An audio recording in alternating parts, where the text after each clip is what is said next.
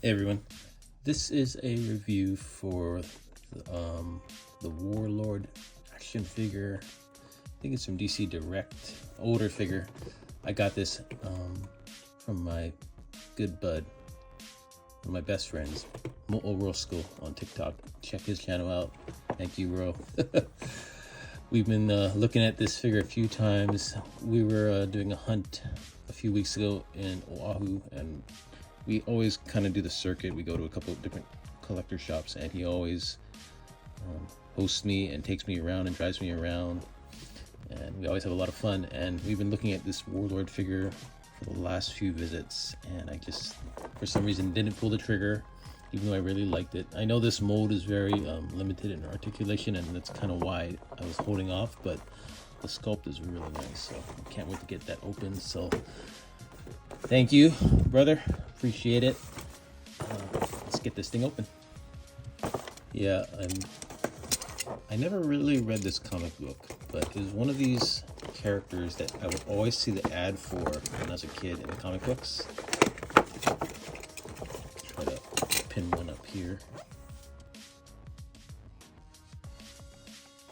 Well, extremely bad news right off the bat, unfortunately. I pulled him out of the plastic clamshell. I didn't even pull him out of the clamshell. This leg just popped off immediately. So you can see it broke off at the peg. This has been my experience with these DC Direct figs that I hate. They just have really bad quality plastic. I remember I got a DC Direct Wonder Woman for my son when he was about 3 or 4. So this is back in maybe 2010, 11. And I loved the sculpt of the DC Direct figures. Like they were just like, it was like they walked right out of the comic. But then their joints would just break. I think I bent Wonder Woman's arm just to pose it, and it snapped off. And this one, yeah, has not even been moved, and it just came right off. So that sucks. So I guess no crazy poses for this guy. I will just have to glue this back into place. So I will do the repair and finish the review. All right, I'm back. Warlord is repaired with super glue. Look.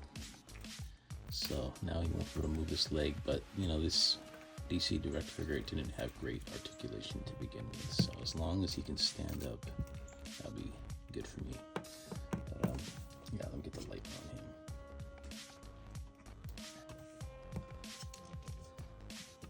It's a really nice figure. It's a beautiful sculpt. I do like DC Direct's, you know, detail with all the armor, the helmet, the shoulder, skull, armor. It's really cool. Basically a statue, right? He can move the knees, and oh, look at that. It's already, the knee looks like it's breaking. It's got that bend and that pin. DC Direct, but it's okay. This sword has a nice chain attached to the back, which I like, but as soon as I took it out of the package, this broke off, so I need to reattach this link so that it can pose like that. But all in all, it's a pretty nice figure. So even though it broke, I'm still happy with it. So as long as it can stay up on a shelf, this will be a great representation for this figure. Here I'll get some comparisons to other figures in this scale and look in terms of armor. So here he is next to a Motu Origins He-Man, which is substantially smaller. But that's kind of what, you know, I always thought the two looked like they would be from the same universe when I was a kid, but you can see they're quite different. I don't know, I don't think I ever had this toy in this. I think they made them in that scale, but I never had one or really saw them on our store shelves in Hawaii. I think my bud Mo'orosco said he had the toy of this Warlord, so I'm not sure how the quality was, but I would assume it's pretty much the same. This is the new Origin one, so these actually have articulation in the knees and more better articulation in general. So here's a 6-inch classified figure just to give you scale. So he's quite a bit bigger actually, but not quite, I think, McFarlane size. So I'll swap them out with some larger figures. So these are McFarlane sized figures. This is a Wonder Woman Amazonian from that Build-A-Figure wave with a cyborg. It's an okay sculpt. I'm gonna do an army of Amazonian warriors custom and paint them all with a proper Wonder Woman in front of them. So I thought I kind of just bought these on clearance because they were good as army builders. They suck to stand up. Just because the cape's so heavy, right? Really hard to get her to stand unless you have a figure peg. It's kind of my gripe with a lot of McFarlane stuff. It's just, they look good, but they don't necessarily function well on a shelf. They want to tip over. You can't really do a whole lot with them. I mean, it's way better than what McFarlane used to do back in the 90s or early 2000s, but... And here's a Masterverse King Grayskull from the...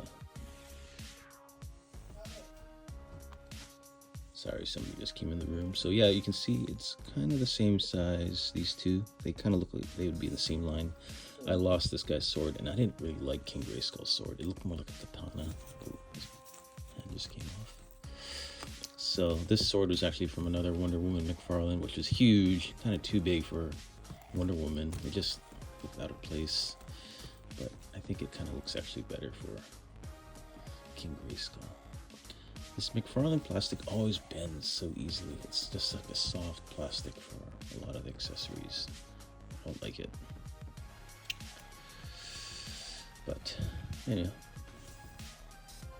yeah, he looks okay in that scale. So.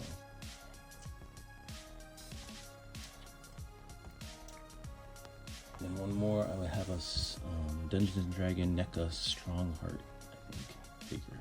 Steelheart, Strongheart. Can't remember the name. He's a little bit bigger, so NECA's, you know, taller, but they still kind of, I don't know if that works. The sculpt is very nice. You can see they kind of fit together, like armor-wise, but NECA's quite a bit bigger. And here's a close-up shot of his head sculpt. So I've always related to this figure in some ways. I've always associated him looking like Deathstroke or Slade Wilson from the comic books, except he doesn't have the eye patch. He even kind of reminds me of like The Witcher. I never played any of the games, but The Witcher, when I first saw him, I thought it was just a medieval Deathstroke, but no eye patch. So, you know, and I'm a big Deathstroke fan.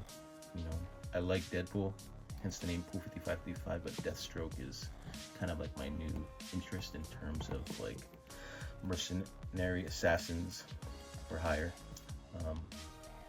I liked Deadpool, but he's a bit oversaturated now, so I kind of think fixating on Deathstroke has become kind of a, you know, more interesting character for me because he's just more quiet and cerebral, and I've been having fun picking up a lot of the old books of his from the 1980s, which are pretty good.